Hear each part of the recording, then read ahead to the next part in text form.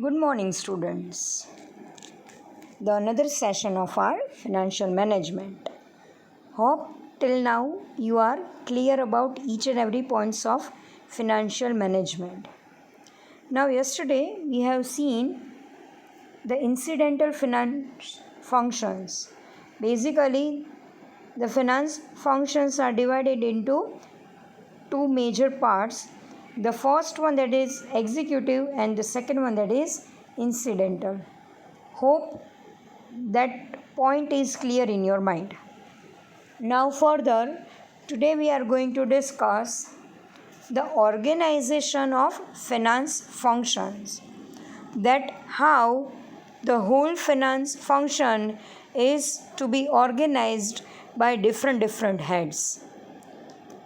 As far as the main task of finance department is there, they are going to frame the financial policies, or here they are going to have the different activities which is to be performed for a particular department in a particular time period.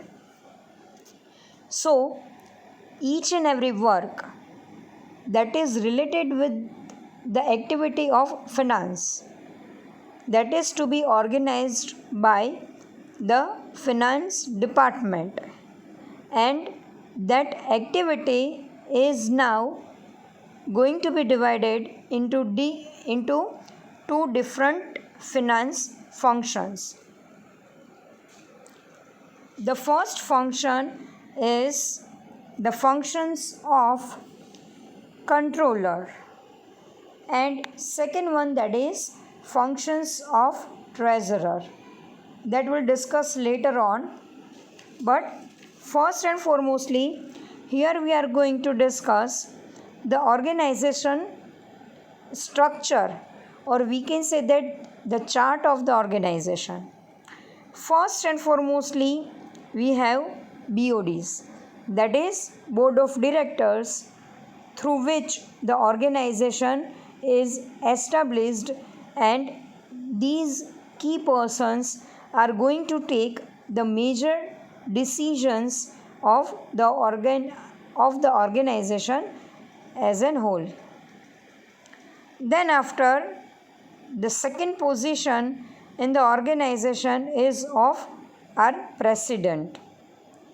President has immense power, but as compared to BOD, the decision power is not within the hand of president.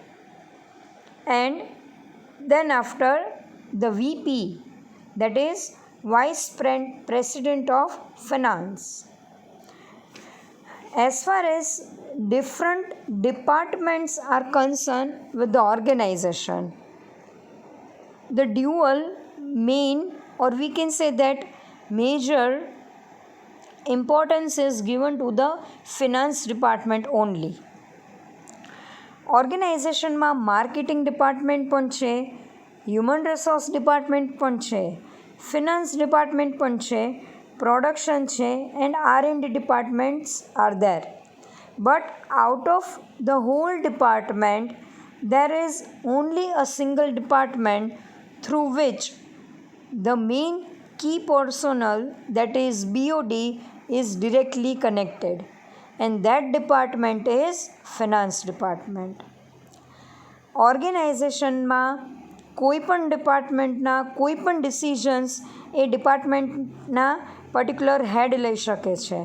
But as far as finance department is concern, finance ડિપાર્ટમેન્ટના કોઈપણ decisions છે, કોઈપણ financial policy જ્યારે frame કરે છે organisation, ઓર માર્કેટમાંથી fund rays કરે છે, ઓર ફંડને proper મેનરમાં invest કરે છે, તો આ ઈચ એન્ડ એવરી સ્ટેપ્સમાં, આ ઈચ એન્ડ એવરી ડિસિઝનમાં board of director will have 100% of power to make any kind of decisions, because the main reason is that જો ઓર્ગેનાઇઝેશનનું ફિનાન્સ પ્રોપર મેનરમાં મેનેજ થયેલું હશે, ઓર ફિનાન્શિયલ સ્કેર્સિટી જો ઓર્ગેનાઇઝેશનમાં ફેસ કરવી ન પડે, then it is advisable to our BOD,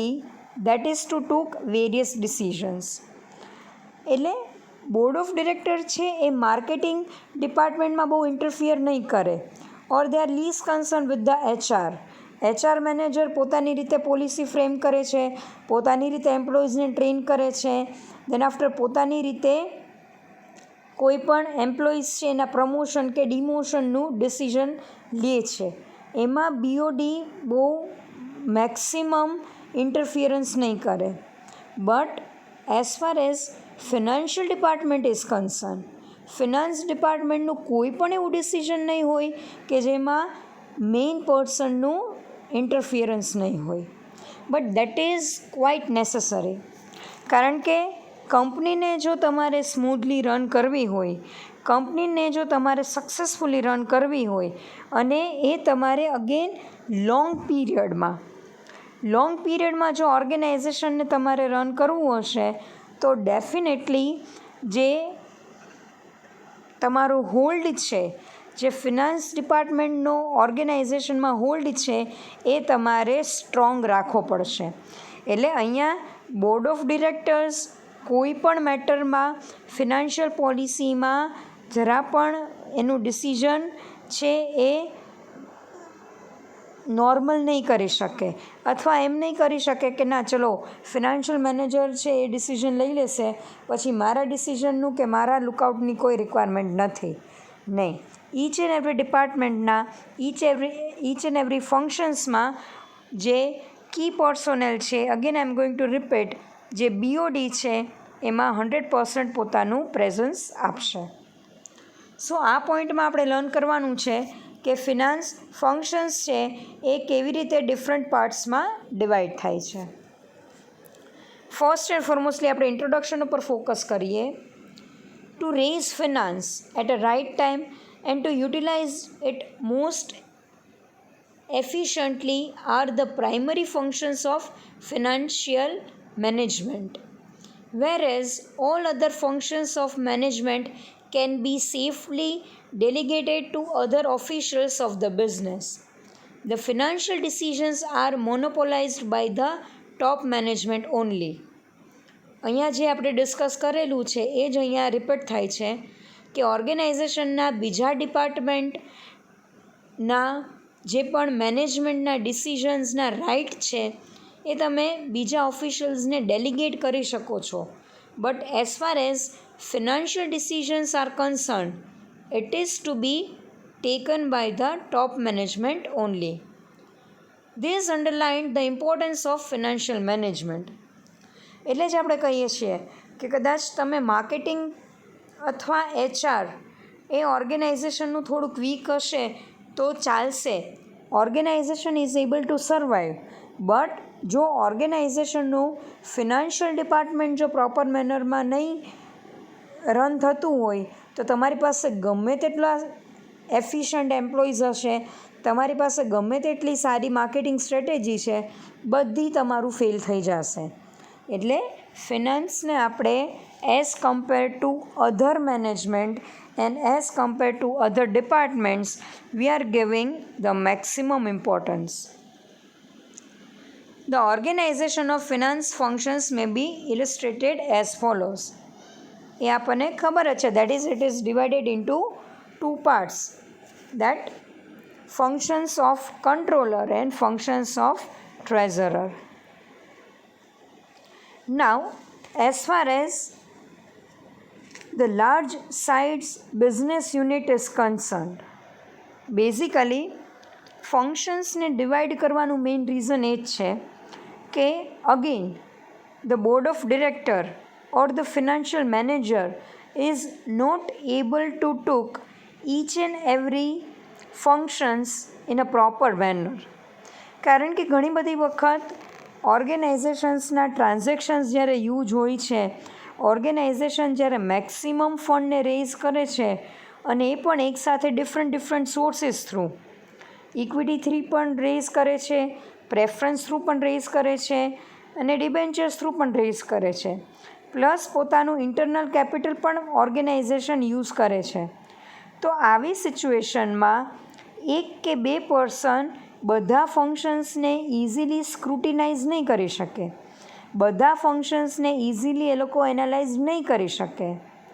so the main reason of the division of each and every financial functions, that is, they are supposed to make a clear and detailed divisions of finance function. જેટલી પણ requirement છે, જેમાં maximum ડિસિઝન્સની requirement છે જે ફંક્શન્સમાં, એ બધા ફંક્શન્સને એક ગ્રુપમાં એ લોકો અલોકેટ કરશે, અને એ ફંક્શન્સ કે જેમાં ઓનલી સુપરવિઝનની રિક્વાયરમેન્ટ છે એ બધા ફંક્શન્સને એક બીજા ગ્રુપમાં એ લોકો ડિવાઈડ કરશે. એટલે જ્યારે ફંક્શન્સને તમે ડિફરન્ટ ગ્રુપમાં ડિવાઈડ કરો છો ત્યારે બેઝિકલી તમારી ઓર્ગેનાઇઝેશનનું વર્ક સ્મૂથલી તમે રન કરી શકશો. આપણે અગેન એક મેનેજમેન્ટના કન્સેપ્ટ અહીંયા યુઝ કરીએ, the centralized concept and decentralized concept. Centralize કન્સેપ્ટમાં the authority, rules and regulations જે હશે બધું સિંગલ હેન્ડેડ હશે, જ્યારે ડિસેન્ટ્રલાઇઝ્ડમાં ઓર્ગેનાઇઝેશનના વર્કિંગ કન્ડિશનના બેઝિસ ઉપર ઓર્ગેનાઇઝેશન જો હ્યુજ ટ્રાન્ઝેક્શન્સમાં ડીલ કરે છે, મેક્સિમમ ડિપાર્ટમેન્ટ્સમાં ડીલ કરે છે, અગેન એની વર્કિંગ કન્ડિશન્સ બહુ જ લાર્જ છે, તો ડેફિનેટલી તમારે તમારો પાવર, તમારે તમારી ઓથોરિટી, રૂલ્સ, રેગ્યુલેશન્સ બધાને ડિવાઈડ કરવા પડશે ઇન્ટુ ડિફરન્ટ ઓથોરિટીઝ. સેમ મેનરમાં આપણે અહીંયા ઓથોરિટીઝને ડિવાઈડ નથી કરતા, બટ જે ઓવરઓલ ફિનાન્સ ફંક્શન્સ છે એને 2 ડિફરન્ટ પાર્ટ્સમાં ડિવાઈડ કરીએ છીએ, as per their importance, as per their emergency and as per the requirement of the organisation itself. કંપનીમાં કયા ફંક્શન્સની મેક્સિમમ રિક્વાયરમેન્ટ છે કે જે બીઓડીએ ડેઇલી એનાલાઇઝ કરવા પડે અથવા રૂટીનમાં એનાલાઇઝ કરવા જ પડે, તો એ બધા ફંક્શન્સને એકબીજા ગ્રુપમાં રાખશે, અને જે રિમેનિંગ ફંક્શન્સ હશે તો એ ફંક્શન ઉપર ઓર્ગેનાઇઝેશનના જે બીઓડી છે એ ફોકસ જ નહીં કરે, કારણ કે એમાં એણે પોતાને કોઈપણ જાતનું ડિસિઝન્સ લેવાનું જ નથી.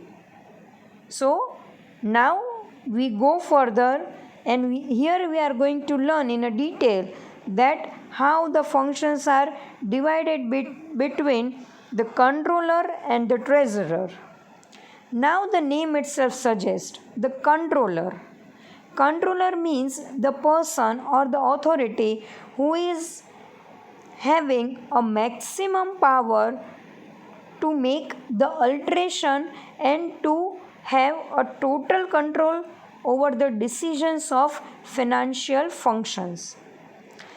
અને બીઓડી છે, અહીંયા આપણે બોર્ડ ઓફ ડિરેક્ટર્સની વાત કરીએ, so they are working as an controller because under their authority they are able to frame the rules, they are able to frame the business policy, and they have total power to control the implementation part and the result part of the framed policy.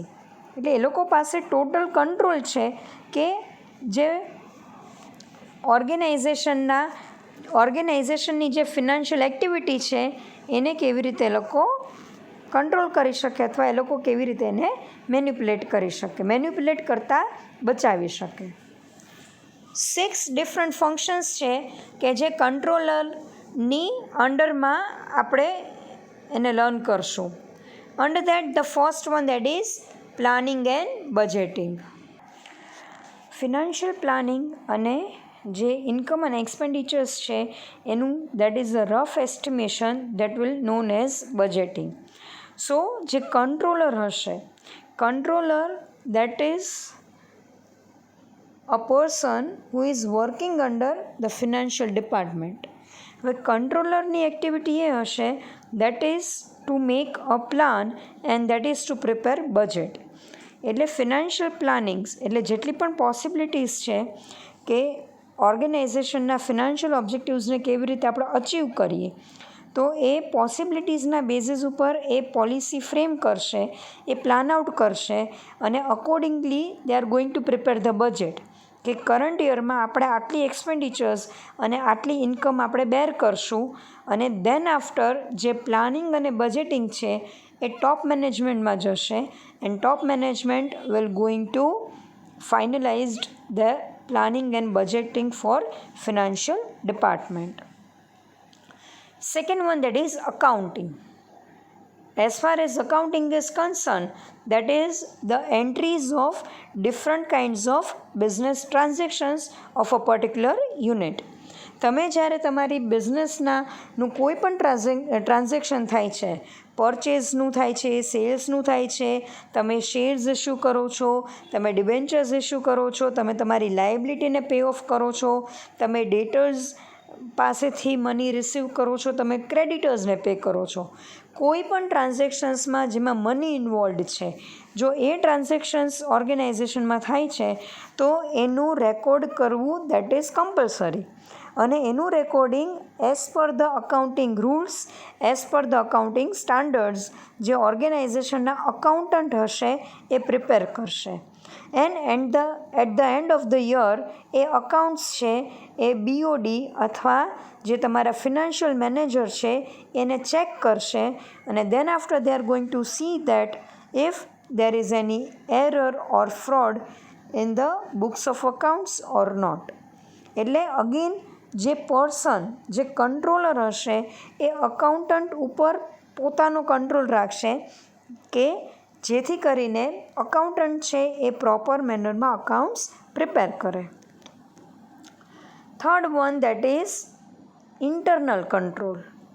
Now the system of internal control, that is here we need to clear about the chain of authority and the chain of responsibility, means who is responsible to whom. કયા પર્સને કોને reporting કરવાનું છે, કયા person છે એ પોતાના કયા એમ્પ્લોઈઝને rules અને રેગ્યુલેશન્સનું framework આપશે. જો ઇન્ટરનલ કંટ્રોલની સિસ્ટમ તમારી સ્ટ્રોંગ હશે, જો line of authority is clear, then ઓર્ગેનાઇઝેશનમાં ફ્રોડના, માલ પ્રેક્ટિસીસના ચાન્સીસ મિનિમાઇઝ થઈ જશે. The fourth one, that is tax administrator or tax administration. Income tax department organization every year profit earn કરે છે અને મેઇન પર્પઝ ઓર્ગેનાઇઝેશનનો એ જ છે that is to earn maximum profit. હવે જ્યારે profit is nothing but the difference between our income and R expenditure.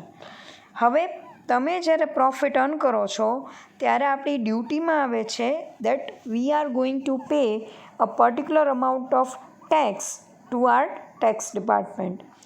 Central ગવર્મેન્ટને આપણે ટેક્સ પે કરવો પડે, દેટ ઇઝ આર ડ્યુટી. હવે અહીંયા જે કંટ્રોલર હશે એ ચેક કરશે કે અકાઉન્ટ્સ જો ક્લિયરલી પ્રિપેર્ડ થયેલા છે, અકાઉન્ટ્સમાં કોઈ પણ જાતનું માલ પ્રેક્ટિસીસ નથી, ફ્રોડ નથી, તો જે આપણી પાસે પ્રોફિટ હશે that profit will be true profit. તો એ પ્રોફિટના બેઝિસ ઉપર જે પણ ટેક્સ પોલિસી અને પ્રોસિજર છે એ પોલિસી અને પ્રોસિજરને પ્રોપર મેનરમાં ફોલો કરી and we are going to pay a pure tax to tax department. એટલે કંટ્રોલરની ડ્યુટીમાં આવશે that is to see that the tax is paid timely and with a proper amount. The fifth one, that is inventory control. As far as inventory is concerned, we can say that the stock is known as our inventory.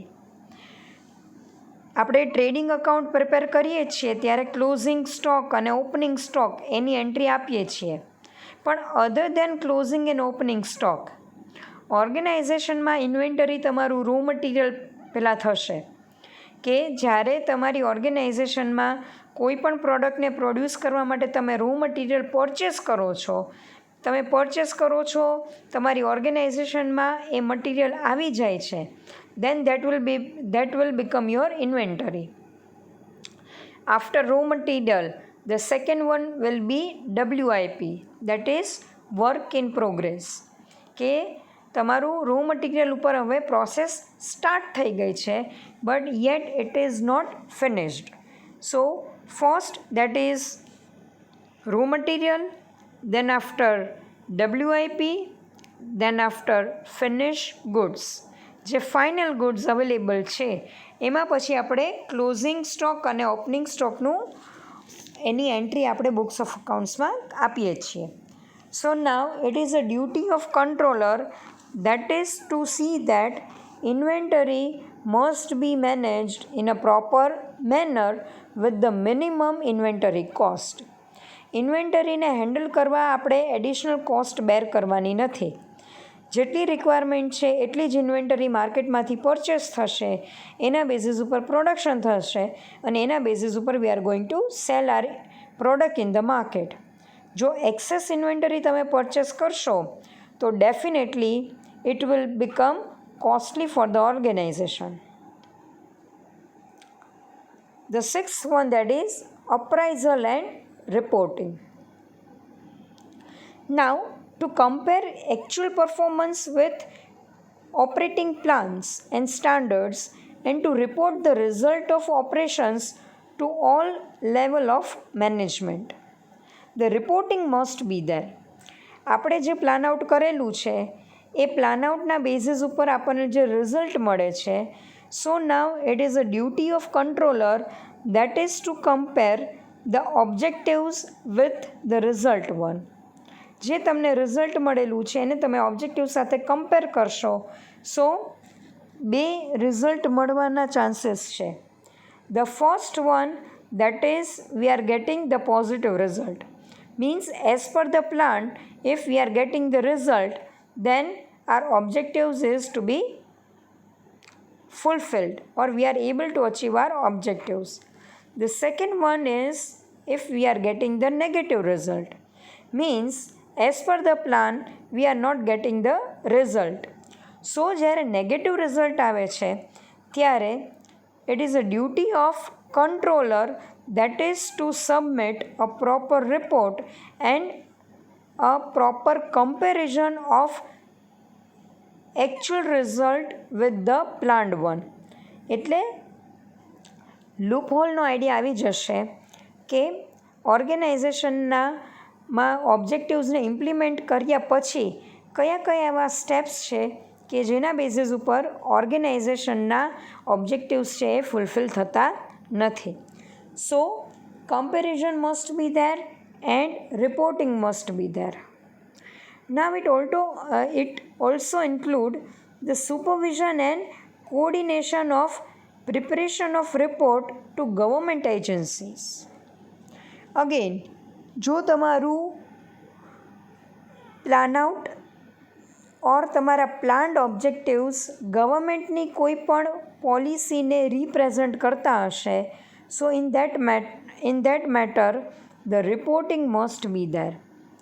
જો government તમારી ઓર્ગેનાઇઝેશનમાં involve હશે કોઈ પણ ડિસિઝનમાં તો definitely we are required to prepare a report.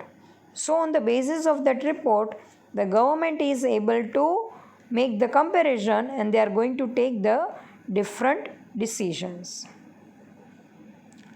So here these all are the functions of controller. Now, the next one, that is functions of treasurer. Treasurer is a person who is going to take the responsibility of safety of the different financial functions. તમારું ઓર્ગેનાઇઝેશનની different એક્ટિવિટીમાં સેફગાર્ડની responsibility treasurer લે છે. ઘણી બધી વખત એવું થાય છે the person who is a controller, તો કંટ્રોલરની ડ્યુટીમાં એક્ટિવિટીને કંટ્રોલ કરવાનું અને એક્ટિવિટીને પ્રોપર મેનેજ કરવાની જ ડ્યુટીઝ અસાઇન થયેલી હશે. But as far as the treasurer is concern, treasurer is a person who is taking a dual responsibility to take the safety measures of our different functions. હવે એ જે different functions છે એ 6 પોઈન્ટમાં divide કરેલા છે. The first one that is provision of capital. As far as the capital of the organisation is concern, the treasurers is supposed to take all the required steps which is needed for the procurement of finance required by the business. ઓર્ગેનાઇઝેશનમાં જેટલી પણ financial requirement છે એ રિક્વાયરમેન્ટને 100% satisfied કરવાની duty તમારા ટ્રેઝરરની અંડરમાં આવશે. એટલે first and ફોરમોસ્ટલી જે treasurer છે એ કેપિટલ રિક્વાયરમેન્ટ ઉપર ફોકસ કરશે. Then after second step that is they are going to procure the finance from a definite source. એટલે એવા સોર્સ પાસેથી ફંડને રેઝ કરશે કે જે ઓર્ગેનાઇઝેશન માટે પણ યુઝફુલ રહેશે અને ઓર્ગેનાઇઝેશનને પણ 100% સેફટી પ્રોવાઈડ કરશે. The second one that is credit management. Credit management એટલે અહીંયા ઓર્ગેનાઇઝેશનને પોતાની જે ક્રેડિટ રેટિંગ છે, પોતાની ક્રેડિટ વર્ધીનેસ છે એને મેન્ટેન કરવાની છે. ક્રેડિટ વર્ધીનેસ મીન્સ ઓર્ગેનાઇઝેશનની capacity that is to repay the borrowed fund in the market. Suppose company bank પાસેથી લોન લે છે અને બેંક લોન ગ્રાન્ટ કરી દે છે, તો ફર્સ્ટ એન્ડ ફોરમોસ્ટલી બેંક જોશે કે કંપની પાસે કેપેસિટી છે કે 10 years ઓર 20 yearsમાં જે લોનની અમાઉન્ટ છે that amount with interest they are able to repay. Second one, if the company is going to raise the finance through debentures.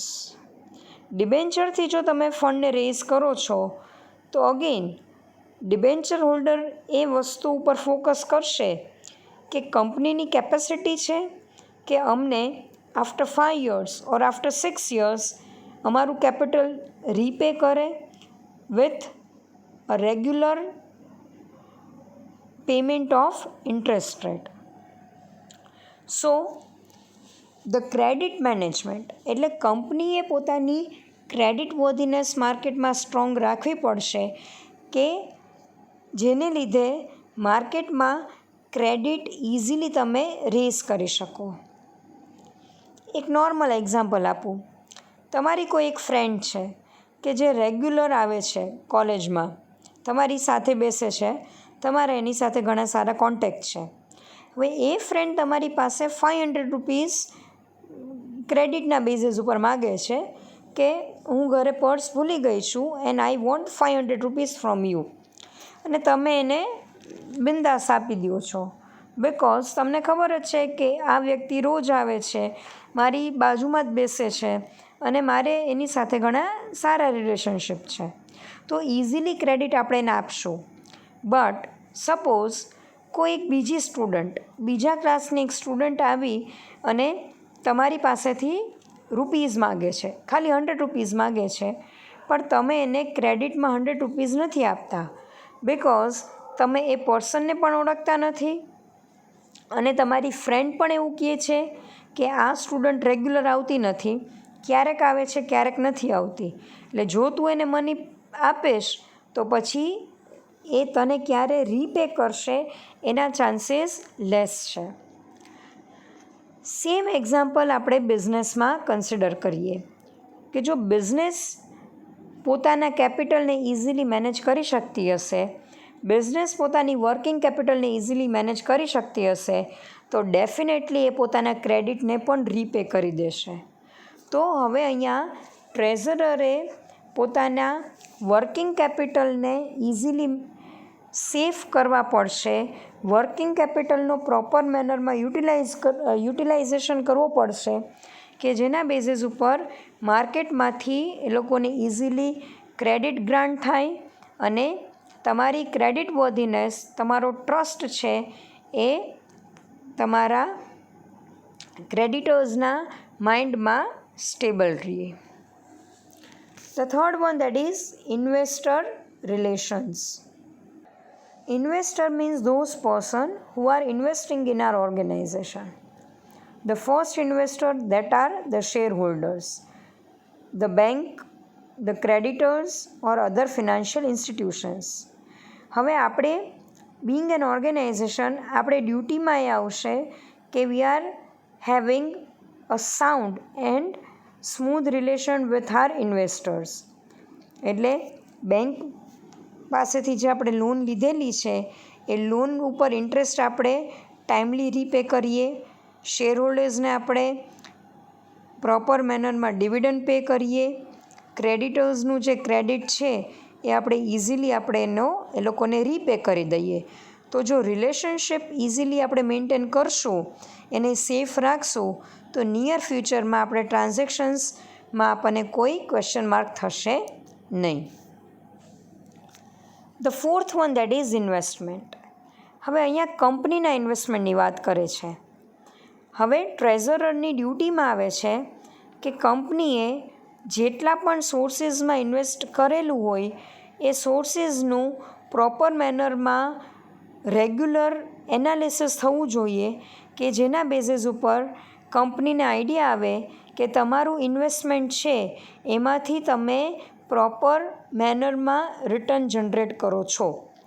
જો તમારા ઇન્વેસ્ટમેન્ટમાં તમને કોઈ પણ ટાઈપનું રિટર્ન મળતું ન હોય તો ઓર્ગેનાઇઝેશનના ટ્રેઝરરની ડ્યુટીમાં આવે છે કે એ ઇન્વેસ્ટમેન્ટને ત્યાં સ્ટોપ કરી દે and they are going to find the another option. The next point, that is banking and custody. Now, to maintain banking arrangement, that is to receive or have custody of company's money and securities. તમારા banking transactions જો મેન્યુફેક્ચરિંગમાં કે public ડીલિંગમાં તમે engage હશો, then you are going to have the numbers of transactions daily. એના basis ઉપર તમારે bank સાથેના જે રિલેશનશિપ છે, બેન્કિંગના જે ટ્રાન્ઝેક્શન્સ છે એ તમારે સ્મૂથલી કન્ડક્ટ કરવા પડશે. અને દેન આફ્ટર કસ્ટડી, એટલે આપણે જો લોકરની ફેસિલિટીઝ અલાઉ કરતા હોઈએ અથવા મોર્ગેજમાં આપણી કોઈ પણ અસેટ્સ કંપની પાસે ઓર બેંક પાસે હશે તો નાવ ટ્રેઝરરના પાર્ટમાં આવે છે, એની ડ્યુટીના પાર્ટમાં આવે છે, that is to see that all the activities are going smoothly. And the last one, that is auditing. Auditing is verification and valuations of books of accounts. ઓડિટિંગની પ્રોસેસ છે જનરલી ઓડિટર થ્રુ કન્ડક્ટ કરવામાં આવે છે. જે auditor હશે એ કંપનીના outsiders હશે. He will be the third person. He is not the part of the organisation. એટલે જ્યારે ઓડિટર કંપનીમાં ઓડિટ માટે આવે છે ત્યારે ટ્રેઝરરની ડ્યુટીમાં આવશે, that is two provide each and every accounts in a proper manner with the completions of books of account. Complete books of accounts provide કરવાના છે.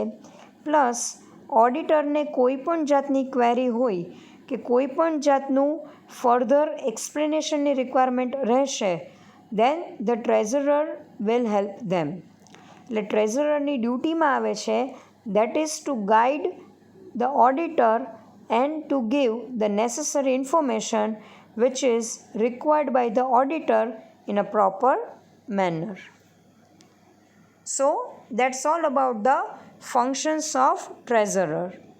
Here we are going to end our chapter number 1. Basically unit number 1 માં 2 chapters છે. The first chapter that we have completed and the name of that chapter is Introduction to Financial Management. Now in the next session we are going to start our second chapter and the name of that chapter is Time Value of Money.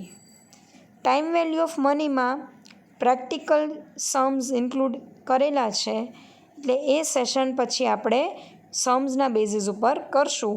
પહેલાં introduction હશે, then after આપણે સમ calculate કરશું. Hope till now you are clear about the meaning of financial management. I hope this chapter is clear in your mind.